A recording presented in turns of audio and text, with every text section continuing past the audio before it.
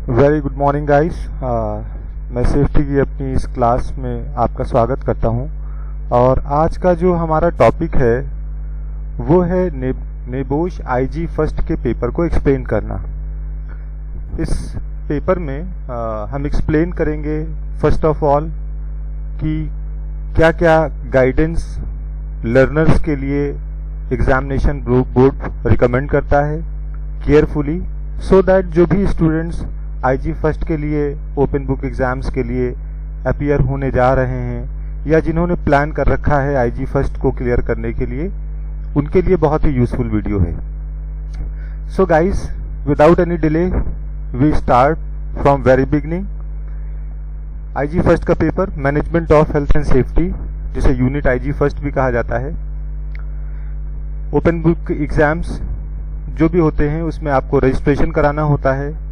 First of all किसी institution से आप रजिस्ट्रेशन कराएंगे, देन आपके एग्जामिनेशन की एक डेट होगी, उससे पहले वो आपको ऑनलाइन क्लासेस प्रोवाइड करेंगे जिसके अंदर वो प्रॉपरली आपको एक्सप्लेन करेंगे हर एक टॉपिक को, जो कि बहुत ही यूजफुल होगा आपके एग्जाम्स के लिए। देन आपको गाइड भी करेंगे कि एग्जाम्स को किस तरीके से राइट करना है, जो टास्क आते हैं, जो क्वेश्चन पूछे जाते हैं, उसे किस तरीके से आपको अटेम्प्ट करना है। सो गाइड्स, जब आपकी एग्जामिनेशन डेट आ जाती है, जिस दिन आपका एग्जाम्स होता है, उस दिन आपको लॉगिन आईडी पासवर्ड इशू होता है। आप उसके थ्रू आपको एक एग्जामिनेशन पेपर और आपको एक आंसर शीट डाउनलोड करनी होती है। एग्जामिनेशन पेपर और आंसर शीट जो है वो आपको 24 आवर्स के अंदर ही आपको री अपलोड करना होता है, जो कि टाइम ड्यूरेशन दिया जाता है 24 आवर्स का।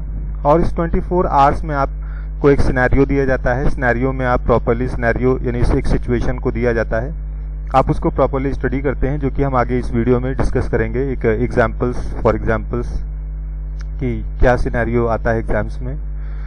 सो गाइज, जो गाइडेंस होती है लर्नर्स के लिए उसे बहुत ही केयरफुली पढ़ना चाहिए, जैसा कि यहाँ पर लिखा है और मैं इसे डिक्टेट भी कर रहा हूँ। This is an open book examinations, it is not invigilated. ये एक ओपन बुक एग्जाम्स है जिसे डायरेक्टली आपको सुपरवाइज नहीं किया जाता है, इन्विजिलेट नहीं किया जाता है, जैसे कि पहले होता था कि क्लासरूम में, एग्जामिनेशन रूम में आपको एग्जामिनर इन्विजिलेट करता था, देखता था और वहाँ पे एग्जाम्स लेता था। इसमें ऐसा नहीं है। You are free to use any learning resources to which you have access. आप कोई भी लर्निंग रिसोर्स आप यूज कर सकते हैं। लर्निंग रिसोर्स का मतलब यहाँ पर किसी स्टडी मटेरियल से है, किसी बुक से है, किसी ऑनलाइन वेबसाइट से है, कोई सा भी जो रिसोर्स है आप यूज कर सकते हैं। By submitting this completed assessment of for markings you are declaring it is entirely your own work. जब भी आप सबमिट करेंगे इस असेसमेंट को यानी आंसर शीट को, तो आप ये डिक्लेयर करेंगे कि ये आपके ही द्वारा किया गया कार्य है पूरा, ना कि किसी और के द्वारा किया गया है। Knowingly claiming works to be your own when it is someone else work is malpractice. अगर किसी दूसरे के द्वारा ये वर्क किया जाता है या आपके आंसर लिखे जाते हैं तो वो एक तरह से अपराध माना जाता है, माल प्रैक्टिस मानी जाती है। विच कैरीज सेवरल पेनल्टीज, जिसके वजह से आपको कुछ पेनल्टीज भी लगाई जा सकती हैं, आपको रिस्ट्रिक्ट भी किया जा सकता है एग्जाम्स में अपीयर होने के लिए। This means that you must not collaborate with or copy work from others, neither you should you cut and paste blocks of text from the internet or other sources. आप किसी भी resource से, study resource से आप cut and paste नहीं कर सकते हैं। किसी वेबसाइट से, इंटरनेट से, कहीं से भी आप कट पेस्ट करके आंसर को नहीं लिख सकते हैं। हाँ, रिसोर्स में दिए गए पॉइंट्स जो भी हैं आप उसको पढ़ सकते हैं, आप समझ सकते हैं, देन अपने ऑन वर्ड में उसको आपको लिखना होता है। क्वेश्चन में ये भी जो टास्क होता है उसमें बताया जाता है कि आपका जो आंसर है वो रिलेट होना चाहिए आपके सिनेरियो यानी सिचुएशन से। तो आप जहां पर भी रिकमेंड किया जाता है कि आप सोर्स को लीजिए, जहां पर भी रिकमेंड किया जाता है कि आप सिनेरियो की ही सिचुएशन से ही आंसर को टाइप करिए या लिखिए, जैसी भी स्थिति होती है आप वैसे ही अटेम्प्ट करते हैं। The examination begins with a realistic scenario to set the scene. जो एग्जामिनेशन स्टार्ट होता है वो एक रियलिस्टिक सिनेरियो से होता है, एक सिचुएशन दी जाती है आपको। You will then need to complete a series of task based on the scenario.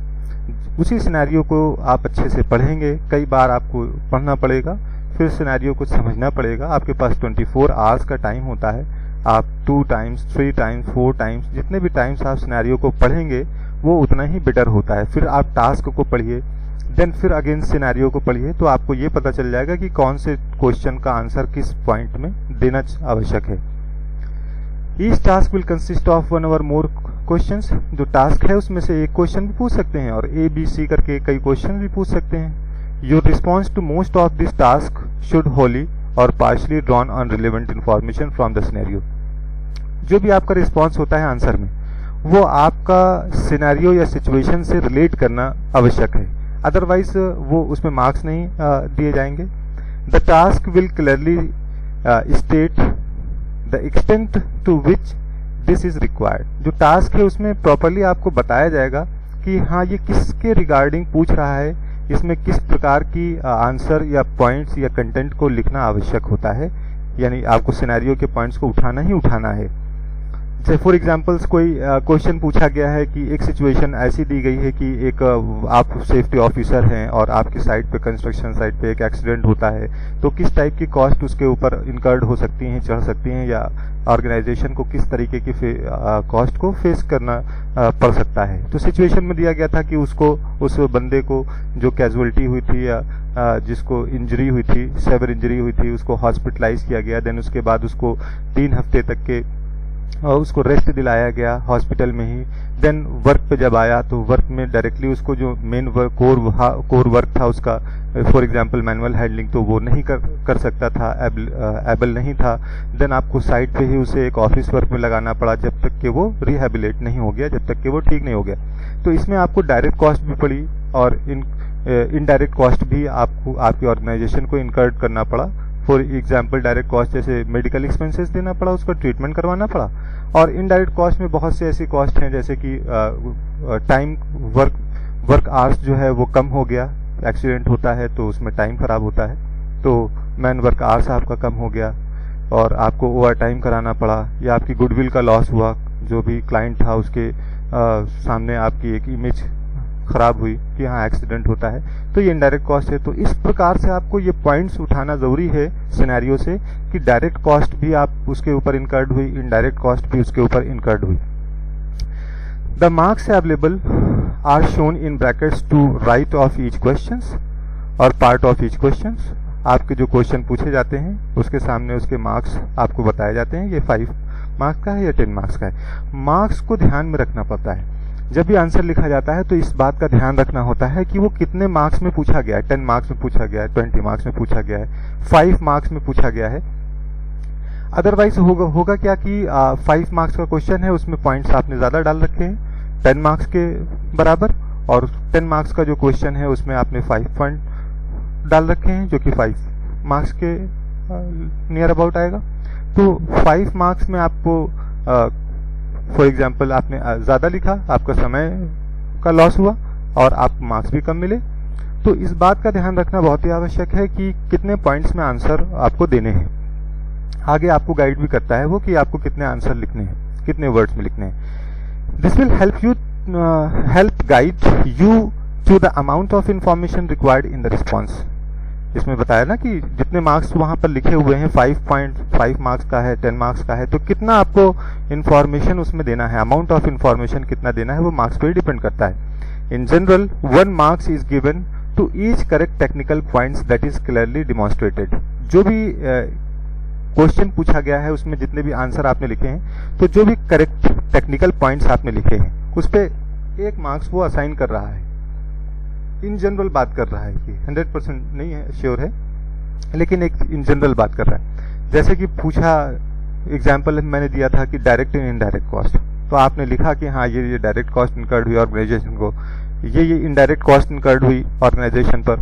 तो ये जो पॉइंट टेक्निकल आपने लिखे हैं उसके आपको मार्क्स को दे रहा है। Avoid writing too little as this will make it difficult for the examiners to award marks. बहुत ही शॉर्ट में लिखना अवॉइड करिए क्योंकि एग्जामिनर्स को मार्क्स देने में प्रॉब्लम होगी।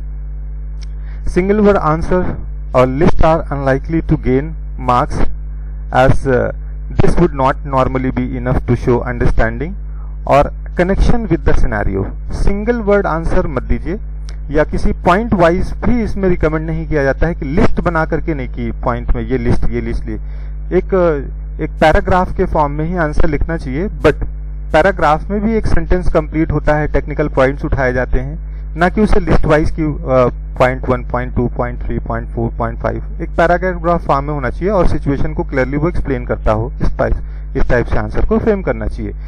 तो देखिए गाइज कि एग्जामिनेशन बोर्ड ने कितना प्रॉपरली आपको एक्सप्लेन कर दिया है हर एक पॉइंट्स को कि आपको किस तरीके के मार्क्स मिलेंगे, किस पॉइंट्स को ना लिखने पे आपको मार्क्स नहीं मिलेंगे, हर एक बात को एग्जामिनेशन बोर्ड ने यहाँ पर एक्सप्लेन किया है। देन उसके बाद आपको कुछ और भी पॉइंट्स बता रहा है, जैसे you are not expected to write more than 3000 words in total. ये एक्सपेक्ट नहीं कर रहा है कि आप 3000 वर्ड्स से भी अधिक लिखें, आप आंसर 3000 वर्ड्स के नियर अबाउट ही लिखिए, लेकिन ध्यान रखिए कि 3000 वर्ड्स में फॉर एग्जांपल किसी क्वेश्चंस को ही स्टार्ट किया आपने कि the cost of the organisation, direct and indirect cost which will incurred on the organisation are, तो आपने ये जो कंटेंट लिखा है, ये क्वेश्चंस को आपने पुट किया है, तो उसको वो काउंट नहीं करके बल्कि आपके आंसर्स के पॉइंट्स को ही काउंट करते हैं। So try to distribute your time and word count proportionately across all task.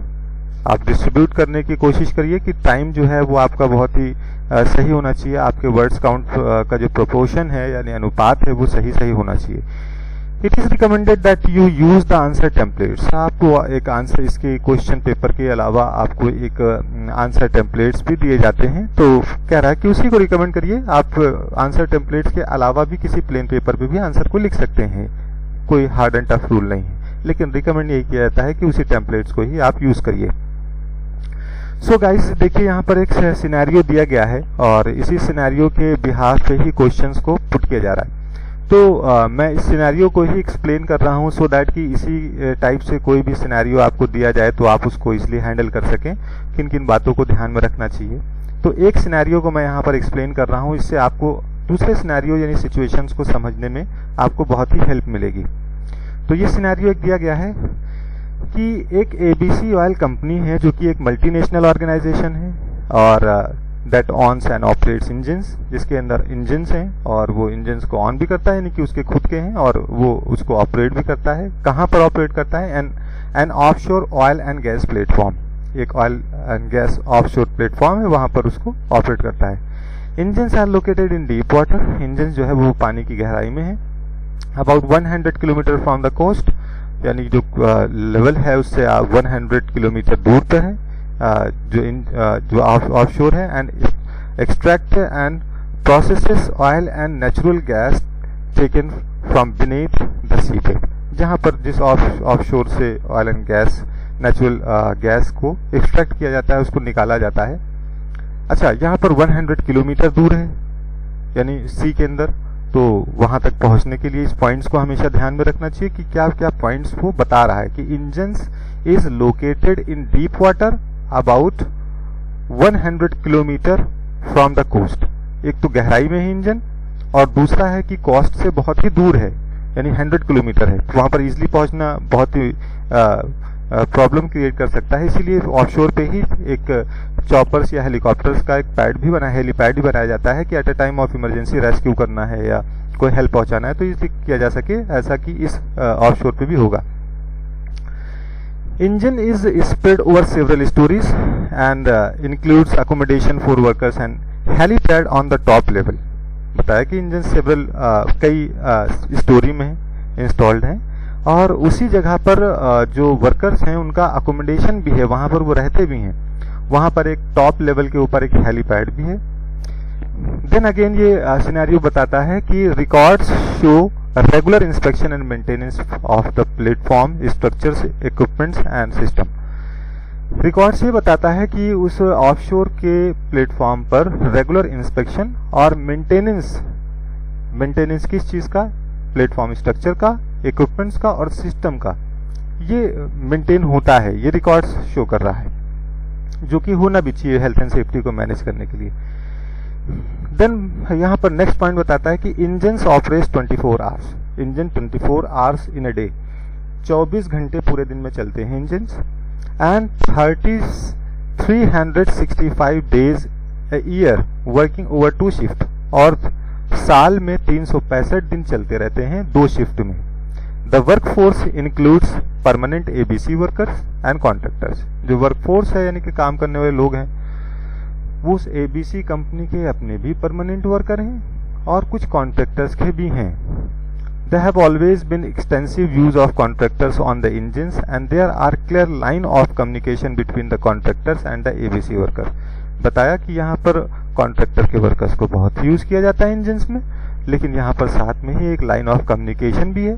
Line of communication का मतलब होता है कि सूचना का आदान प्रदान होना, बातचीत होते रहना। कम्युनिकेशन कई प्रकार के भी हो सकते हैं, रिटन भी हो सकता है, वर्बल भी हो सकता है, बोलचाल के माध्यम से भी हो सकता है, सिग्नल के माध्यम से भी हो सकता है। तो clear line of communication between contractors and the ABC workers, इनके बीच में एक clear line of communication maintained है उस ऑफशोर के ऊपर। देन बताते हैं कि एन ऑफशोर इंस्टॉलेशन मैनेजर, जिसे OIM कहा गया है, has overall responsibility for engines including health and safety supported by shift manager.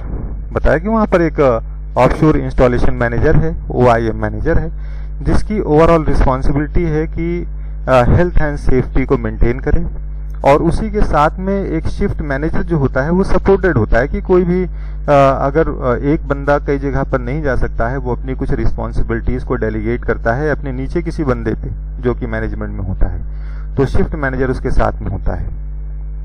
The OIM यानी यहाँ पर क्या बताया गया है कि 2 बंदे रिस्पॉन्सिबल हैं, एक तो OIM का बंदा जो OIM है, ऑफशोर इंस्टॉलेशन मैनेजर है, और दूसरा शिफ्ट मैनेजर है। The OIM agrees the content of and sign off the health and safety policy. जो ऑफशोर इंस्टॉलेशन मैनेजर है वो एग्रीज करता है सारी रूल्स रेगुलेशंस को और इस बात को भी एक्सेप्ट करता है और हेल्थ एंड सेफ्टी पॉलिसी को साइन भी करता है। Findings from the past incidents on some of the ABC's others platforms have led to safety improvements on the engines। जो कुछ फाइंडिंग्स पीछे की बताते हैं कि कुछ इंसिडेंट हुए थे, उसकी कुछ फाइंडिंग्स थी जो कि ABC के और उसके अदर प्लेटफॉर्म्स पे घटनाएं घटित हुई थी। उससे ये पता चलता है कि हाँ सेफ्टी इंप्रूवमेंट्स जो है वो इंजन्स में हो रहे हैं, यानी कि जब भी कोई भी अनसेफ प्रैक्टिस या अनसेफ सिचुएशन, अनसेफ एक्ट और अनसेफ कंडीशन